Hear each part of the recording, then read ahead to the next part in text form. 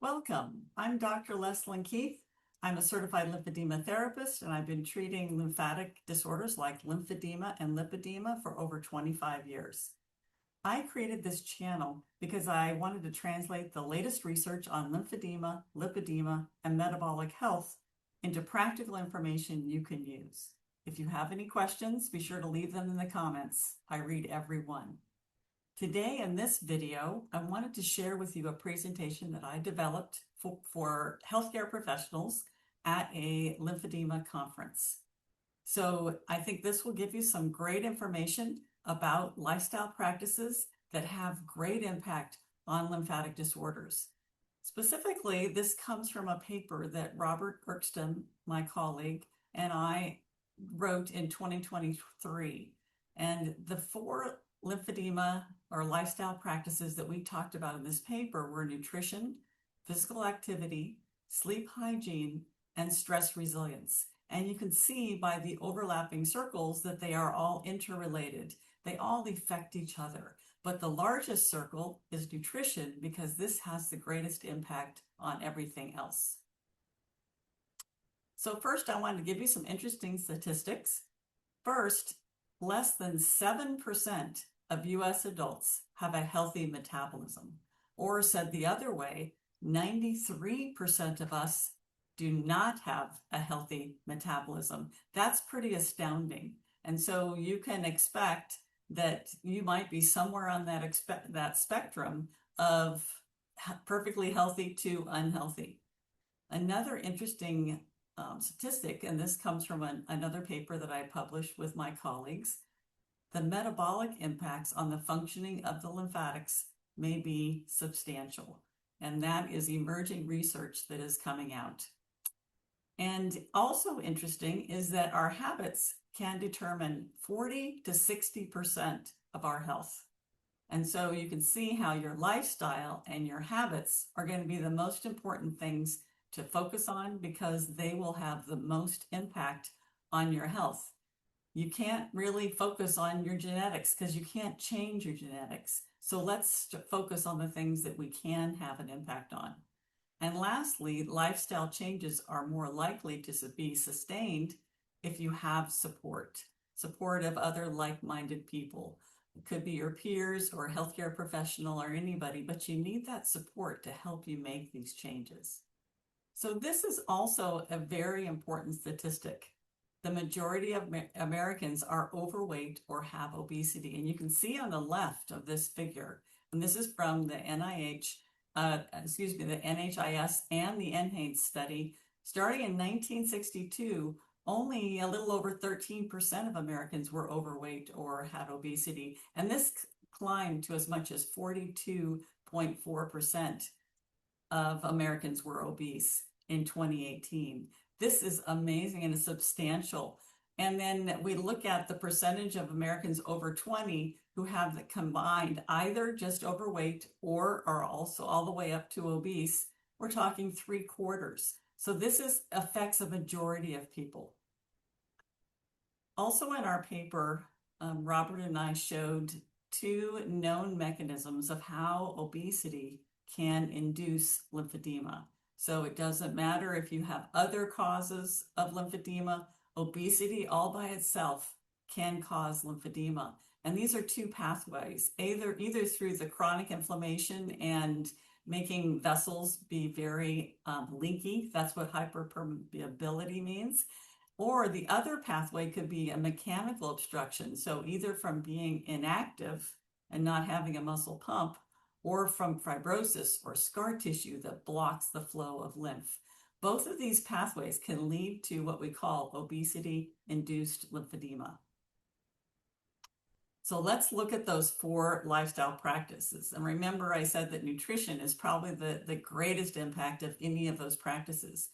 And so what my colleagues and I focus on is low-carb nutrition. And this is really the foundation for healthy lifestyle. The main thing is that these are just real foods that you recognize. If you go into the grocery store, you will see these mostly around the outside of the perimeter of the grocery store. So you'll go into the produce section, the meat and section, you'll see fish and you'll see dairy. All of these things are just real foods that you'll see in the grocery store, nothing unusual. And I also like to point out that reducing your carbohydrate intake for low carb nutrition is a weight regulating diet. It's very popular and known as a effective weight loss method. But if you do not need to lose weight, you will not lose unintended weight by going this way of eating. It helps you regulate your weight at a healthy weight. So that is the foundation for this way of eating. It is reducing your carbohydrate, and it could be reducing it quite a bit or just a little bit. There is a spectrum on what you may choose at any given time for your way of eating. It encourages eating healthy fats, and that includes animal sources of fat, but finding those sources that you enjoy, and we're trying to avoid unhealthy fats. And then lastly, but very important, is to make sure you consume a moderate amount of protein.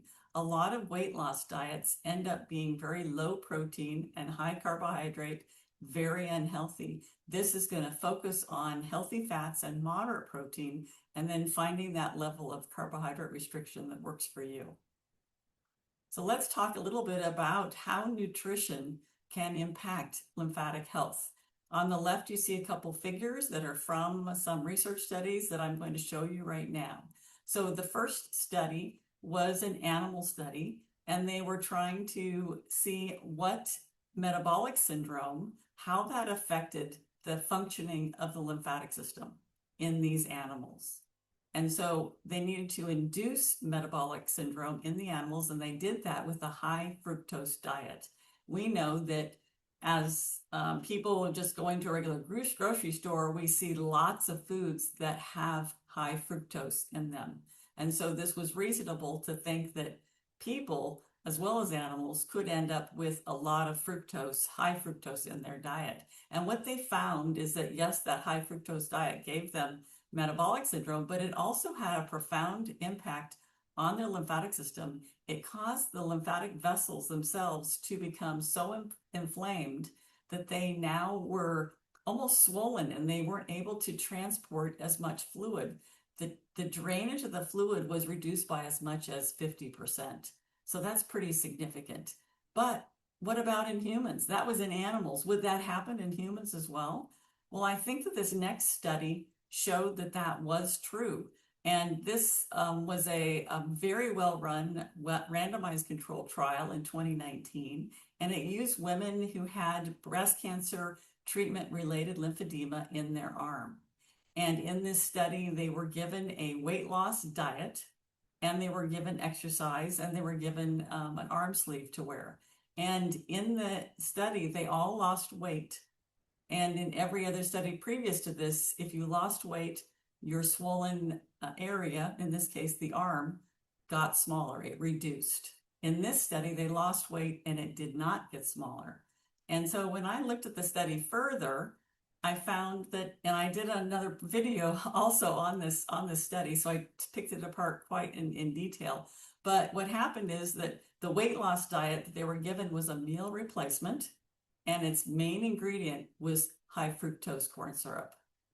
So that I believed caused their lymphatic vessels to become so swollen that even though they lost weight, their swelling didn't go down.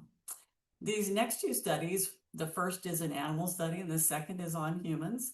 This showed that fatty acids and ketones generated often in a ketogenic diet or a low carbohydrate diet stimulate lymph vessel growth. And that is shown in the picture here in the upper left, where we show the swollen arm prior to using a ketogenic diet. And in this case, it was probably due to having lymph nodes removed at radiation. So that was damaged at the axilla or the armpit. And so this swelling, it collected in the arm. They used the ketogenic diet, and they saw through imaging that they actually had new vessel growth across the damaged area. And so the swelling was able to reduce. And so that demonstrated that using that ketogenic diet stimulated growth and helped with lymphedema. And it's also demonstrated here on the mice with their tail, we have a scar that's causing lymphedema. You can see on the lower left picture that we have lymphedema in that tail, but after using a high-fat, low-carb ketogenic diet, that they were able to grow vessels across that scar tissue and reduce the swelling. In the next study, it shows that this is again an animal study. It's a great place to start, but it showed that the lymphatics of the cells in the lymphatic system actually prefer to use fatty acids and ketones for energy, even if there's glucose present.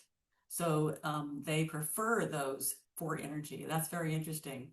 And so there's been now many studies, especially on lipedema and using carbohydrate restriction, that shows the greatest promise for reducing symptoms and managing lipedema and lymphedema. I have all these studies on my website at leslynkeith.com.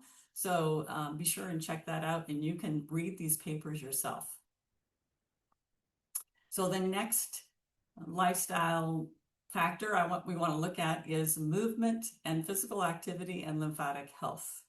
And I think that a lot of us have known for a while that there are a lot of impacts on just being physically active and doing movement, even gentle movement, because every time you move, you cause that muscle to contract, and that alone can help pump fluid out of a swollen area and help reduce swelling. It also, the more intense your exercise, it causes you to do deep breathing, and deep breathing can enhance lymphatic flow all by itself. And movement also can soften and stretch and reduce the scar tissue or fibrosis that often happens in lymphedema. That is why your area that has lymphedema just feels firmer. It doesn't feel as soft as other parts of your body, and that's the scar tissue in there. Moving it and stretching helps to reduce that fibrosis, and that allows the fluid to flow out of there better. And movement and exercise can help lower your blood pressure, which also that may reduce your lymphatic load or the fluid in your tissues that your lymphatic system has to move out of the area. So anytime we can reduce that load, it means less work for the lymphatic system. Exercise can also maintain and help build muscle mass. And we know that now that muscle pump can be even more efficient at helping to reduce the lymphedema. Exercise is a really great way to reduce stress and enhance your mood. Another way how one of these factors influences another. Exercise can help sleep. And you can see pictured on this, over to the left on this figure, it shows the brain activity after sitting quietly and the brain activity after a 20-minute walk. We see increased blood flow. So exercise has been known to increase energy levels and mental alertness, which when you're thinking better and more clearly, you may be able to make better decisions about taking care of yourself and your lymphedema. This is a slide put together by Joshua Trock. I took he gave a presentation at another conference, and he let me use his slides. And so I put a couple things together all in one slide. He was talking about physical activity and all the things how it can help lymphedema and why it's so important about keeping ourselves active throughout our lifespan. And so the 4 pillars that he talked about in that presentation were posture and breathing, flexibility and balance, strength and endurance, and then fitness for life. And so starting at the top there with posture and breathing, he talks about how if you have good posture, it really allows you to take those deep breaths, and you can do more if you're able to breathe well. And we know deep breathing by itself can help with lymphatic flow. And then maintaining your flexibility and your balance. And he found that this was best tested or assessed and then worked on through hip flexibility by doing squats. And so it may be that you just start out with barely bending your knees, and maybe you work up to being able to bend your knees more deeply. But even if you never get beyond that barely bending your knees, at least you're doing that movement. And then next is strength and endurance. And this is tested through chair stands without using your arms. And so you can see on the left, there's a figure here that it shows the age of the person, either male or female or men or women, and it shows how many times you should be able to stand up from a chair without using your arms in 30 seconds. So it starts at the older ranges, but you can see at 60 to 64, if you're a man, you should be able to stand up from that chair 14 times in 30 seconds. And so you can kind of just and see how you are in your fitness level by seeing how you fall into this chart. And lastly, fitness for life.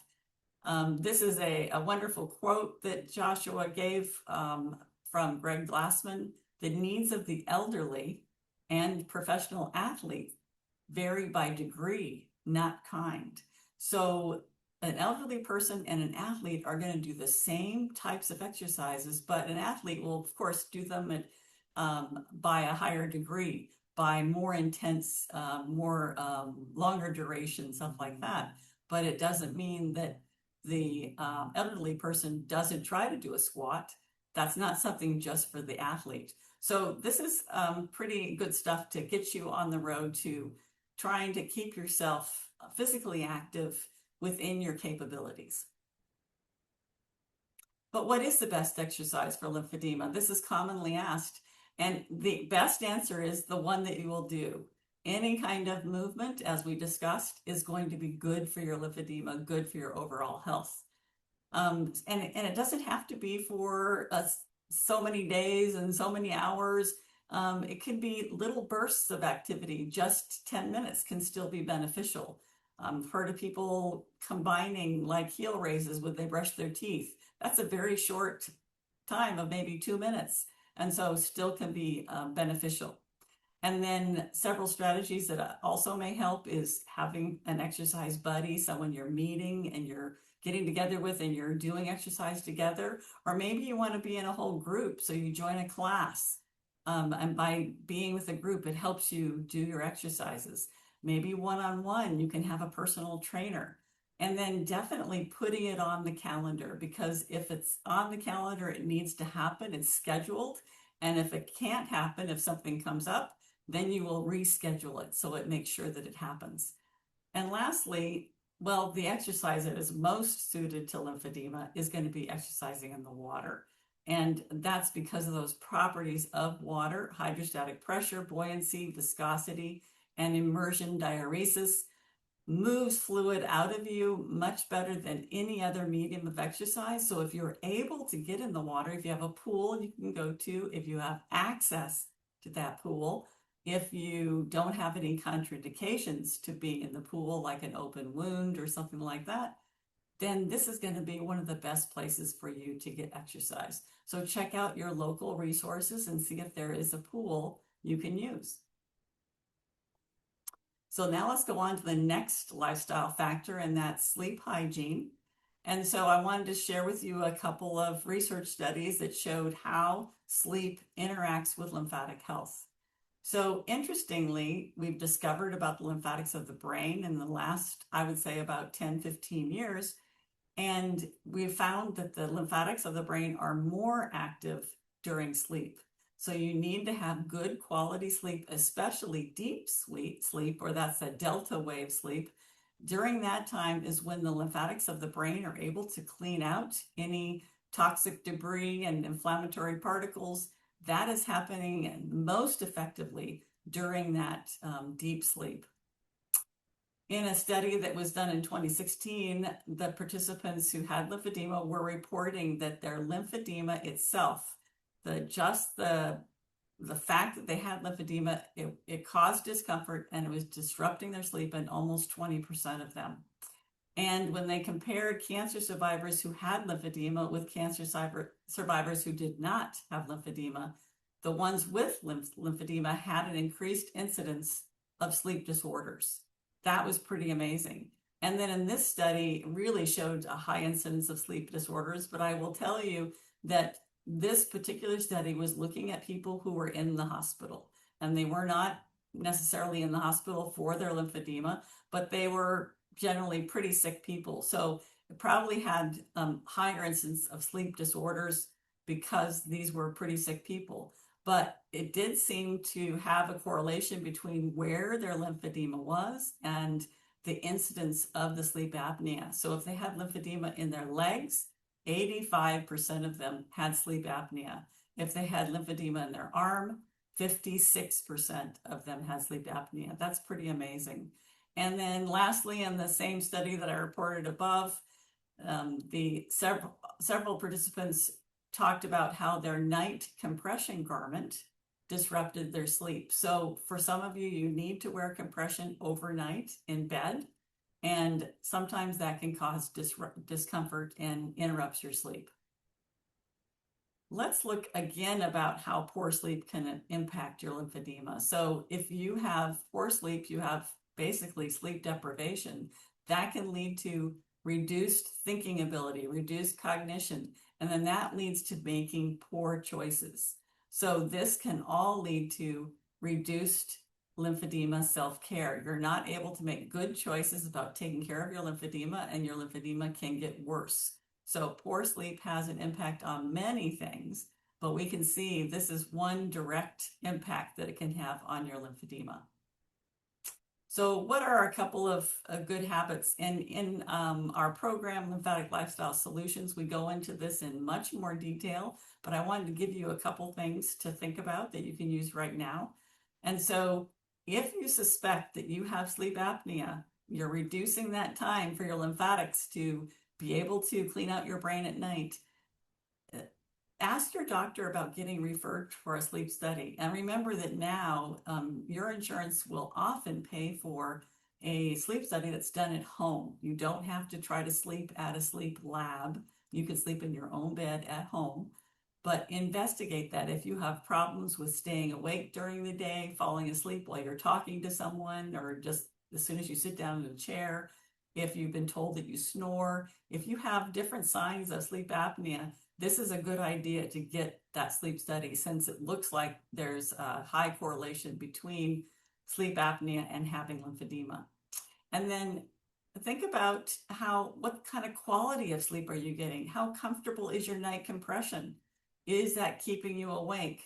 Is it hard to get comfortable? Might want to explore with your certified lymphedema therapist about a different night compression garment. Are you sleeping in a bed, or are you in a recliner chair?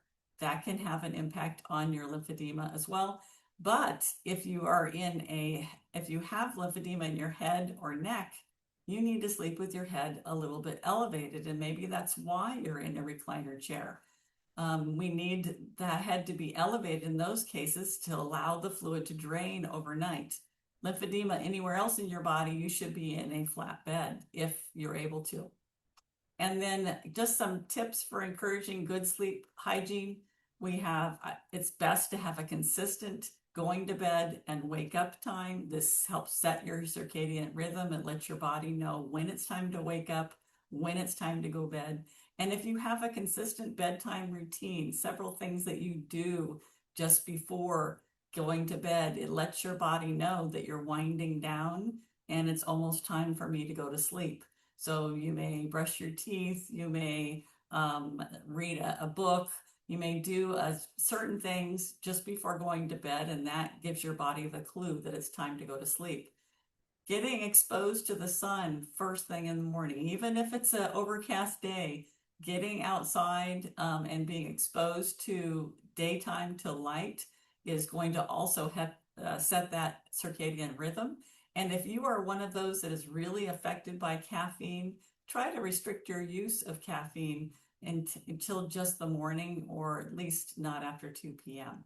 And again, in our course, we talk about much more other sleep habits that can help. And then, so the last factor that we talk about is stress and lymphedema. What's the impact that stress has on your lymphedema? And so if we start at the top right area on this circle, this relationship between stress and lymphedema, we can see the symptoms of lymphedema. It's edema or swelling. There's inflammation, there's fibrosis, there might be infections, there could be skin changes. So those are just the symptoms of lymphedema. But these symptoms themselves can cause both emotional stressors, and physical stressors. And emotional stressors, this was from a study where the people with lymphedema were reporting the emotional stressors that they experienced because of their lymphedema. They talked about disfigurement and poor body image, being very uncertain about their condition of lymphedema, really feeling a loss of control over their lymphedema, being frustrated that healthcare providers seem to have a lack of understanding about lymphedema, and how time-consuming all the self-care activities that were necessary to manage a lymphedema. So those are emotional stressors. The physical stressors could be a loss of function, that your arm or your leg where you have the swelling doesn't work as well. You could have pain. You could have constant infection. We know that it's an inflammatory disease, so there is inflammation present. So these are all physical stresses. Those stressors then cause a stress response, and that can be physiological and it could be behavioral. So the physiological stress response could be increased inflammation, more fluid retention. It can increase your risk for obesity. It can cause you further sleep deprivation, and then those lymphedema symptoms get worse. And then that behavioral stress response is you become very inconsistent in how you're taking care of your lymphedema, and you have just that limited engagement in any kind of healthy lifestyle. Because you're so stressed, you're looking at the short term on how you can feel better right now, and you're not able to look at the long term and how this is affecting you. So this can be a ever increasing spiral where that stress can cause your lymphedema to worsen. But remember that a downward spiral like this can go the other way. It can become an upward spiral if we can interrupt this, if we can manage the stress better. And in our programs, Lymphatic Lifestyle Solutions, we talk about different ways to help you improve your stress resilience and change habits to help you manage your stress better.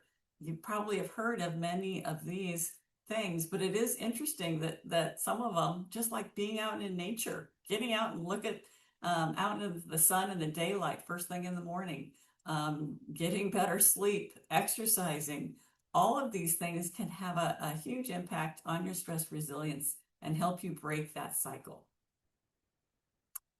Just a little bit about how making these lifestyle changes can improve your lymphedema. So this is a study that I did was reported in 2017, and it had 10 patients who went through the program and changed to a ketogenic diet and made improvements with movement, stress, and sleep as well.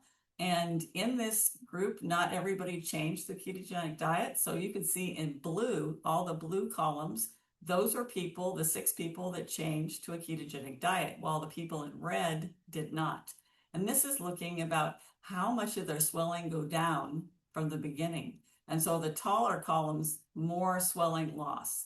And you can see that the blue group definitely had a better response. By using a ketogenic diet, they were able to reduce swelling more. And this is also research that Robert and I engaged in.